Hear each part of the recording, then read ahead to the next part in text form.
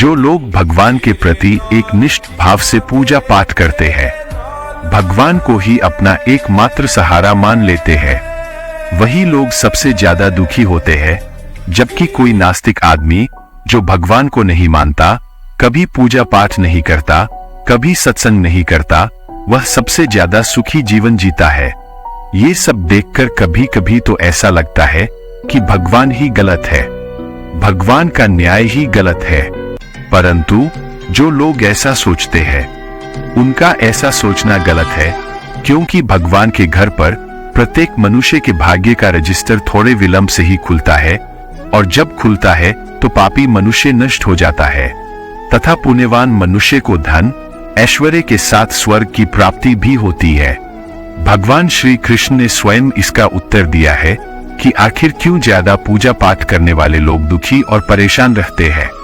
इसका उत्तर भगवान श्री कृष्ण ने श्रीमद् भागवत गीता के माध्यम से बड़ी स्पष्टता के साथ बताया है।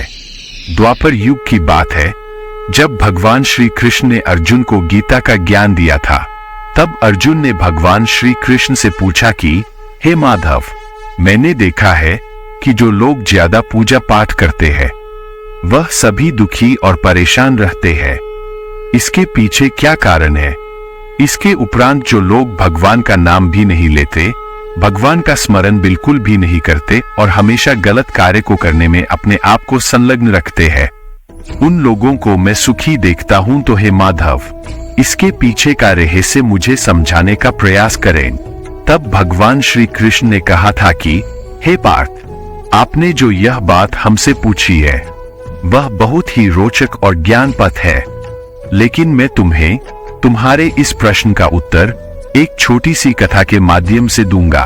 तब अर्जुन बोले, हे प्रभु, आप मुझे वह कथा सुनाइए। अब श्री कृष्ण कहते हैं कि हे पार्थ, एक समय की बात है, एक आश्रम में एक गुरु के 2 शिष्य थे। दोनों ही बड़े विद्वान थे। दोनों में फर्क बस इतना था कि एक भगवान की भक्ति करने वाला, भगवान को अपना सब कुछ समर्पित करने वाला था, और दूसरा भगवान को न मानने वाला नास्तिक था। एक ऐसा था जहां पर भगवान की कथा होती थी, जहां पर भगवान का सत्संग होता था, जहां भजन होता था, वह वहां दौड़ के चला जाता और भगवान का पूजा पाठ करने लगता था। वही दूसरा शिष्य इन सब चीजों से काफी दूर था। वह मदिरा पान करता था, वेश्याओं के साथ संभोग करता था। दुनिया की सारी बुरी आदतें दूसरे शिष्य के अंदर विद्यमान थी। एक दिन ऐसा हुआ, भगवान को न मानने वाला वह शिष्य शराब पीकर अनाप शनाप बोलते हुए रास्ते में पैदल चलते हुए अपने घर को जा रहा था। तभी अचानक से उसको रास्ते में सोने चांदी से भरा एक मटका मिल जाता है, जिसे पाकर उसकी खुशी का ठिकाना नहीं रहता। वह जोर जोर से चिल्लाते हुए सबको बताता है, हे सुनो भाई, मुझे आज सोने चांदी से भरा हुआ मटका मिला है। अब तो मेरा जीवन सफल हो गया। इन सभी सोने चांदी की धातुओं को बेचकर मैं अपने जीवन की सारी आवश्यकताओं की पूर्ति करूंगा। वही दूसरा मित्र मंदिर से भजन करने के बाद अपने घर को आ रहा था। अचानक उसके पैर में एक लोहे की कील चुभ जाती है, जिससे उसके पैर से रक्त निकलने लगता है।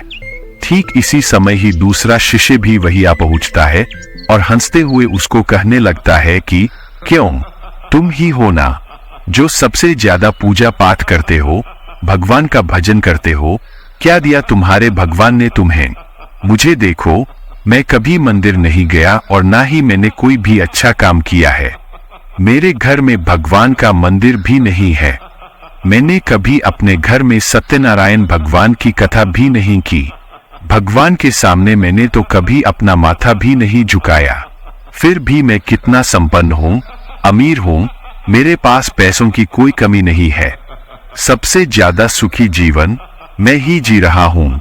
फिर उस अच्छे शिष्य को उसकी बात चुभने लगी। उसने मन ही मन में विचार किया कि यह तो सच बोल रहा है। मैं तो कितना पूजा पाठ करता हूँ, सत्संग करता हूँ, लेकिन मैं गरीब हूँ और यह कुछ नहीं करता, फिर भी बहुत सुखी जीवन जीता है। इतना सोचते हुए वह कहता है कि चलो इस बात का उत्तर अपने गुरु जी से पूछते हैं। जाकर वह अपने गुरु के पास चला जाता है और यही प्रश्न गुरु से करता है कि गुरु जी, मेरे मन में एक प्रश्न उठा है, कृपया आप मेरे उस प्रश्न का उत्तर देकर मेरी शंका का निवारण करें गुरुदेव। मैं तो भगवान की इतनी उपासना करता हूं, लेकिन अभी तक धनवान क्यों नहीं बन पाया हूं।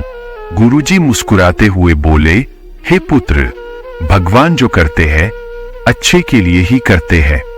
जिसकी जैसी योग्यता होती है उसको उसी के अनुसार ही फल देते हैं। अब जैसे तुम्हारे प्रश्नों का उत्तर तुम जानते हो, भगवान ने तुम्हारे पैर में कील क्यों चुभाई और उसको, उस अभिमानी शिष्य को सोने चांदी से भरी मटकी क्यों मिली, चलो मैं तुम्हें बताता हूं। फिर अब गुरुजी ने दिव्य दृष्टि डाली और उन दोनों का भाग्य देख लिया और तब उस शिष्य से बोले, सुनो पुत्र, तुमने पिछले जन्म में बहुत पाप किया था, इसलिए तुम्हारी आज मौत होने वाली थी, परंतु तुम बच गए। उसका कारण बस इतना है क्योंकि तुम मंदिर गए थे, तुमने भगवान की पूजा की थी। यही एक कारण है कि तुम्हारी मौत न होकर सिर्फ एक लोहे की कील ही तुम्हारे पैरों में चुभी।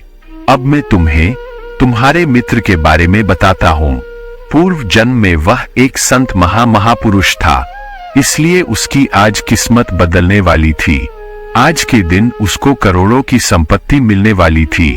वह करोड़ों की संपत्ति का मालिक बनने वाला था, परंतु इस जन्म में उसने कोई भी अच्छा काम नहीं किया, इसलिए पूर्व जन्म के फल के अनुसार उसको थोड़े पैसे ही मिले, जबकि वह अरबों की संपत्ति का मालिक बनने वाला था। हे शिष्य, भगवान को दोष देना छोड़ दो, अपने वर्तमान के समय का सदुपयोग करो। प्रत्येक मनुष्य को किसी की बुराई नहीं करनी चाहिए। अगर बुराई करनी है तो भगवान से अपनी बुराई खुद करो और उनसे कहो कि मैं कैसा हूं। आप अपने सारे विचार भगवान के साथ साझा करें, तब भगवान आपको एक ऐसा मार्गदर्शन देंगे जिससे प्रत्येक मनुष्य का आने वाला भविष्य अपने आप ही सुधर जाएगा। गुरुजी द्वारा कही गई इस प्रकार की बातें जब उस शिष्य ने सुनी तो उसकी आंखें खुल गई और वह फिर से भगवान की उपासना लग गया और भगवान का पूजा पाठ करने लगा। हे अर्जुन, अब तो आपको पता चल गया होगा कि पूजा पाठ करने वाले लोग दुखी क्यों रहते हैं। तब अर्जुन ने कहा कि हे माधव, अब मुझे इस बात का संपूर्ण ज्ञान हो गया है कि अच्छे कर्म और भगवान की गई उपासना कभी व्यर्थ नहीं जाती। अगर आपके पिछले जन्म में कोई दोष थे तो वह इस जन्म में आपके अच्छे कर्मों और भगवान की कृपा भक्ति से नष्ट हो जाते हैं।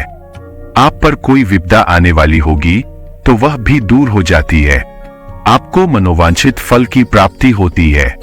लेकिन कुछ लोग ऐसे होते हैं जिनका काम बिगड़ता है तो वह भगवान को दोष देने लग जाते हैं, परंतु असल में उनके अपने ही कर्म ऐसे होते हैं जैसे उनको प्रतिफल मिले होते हैं।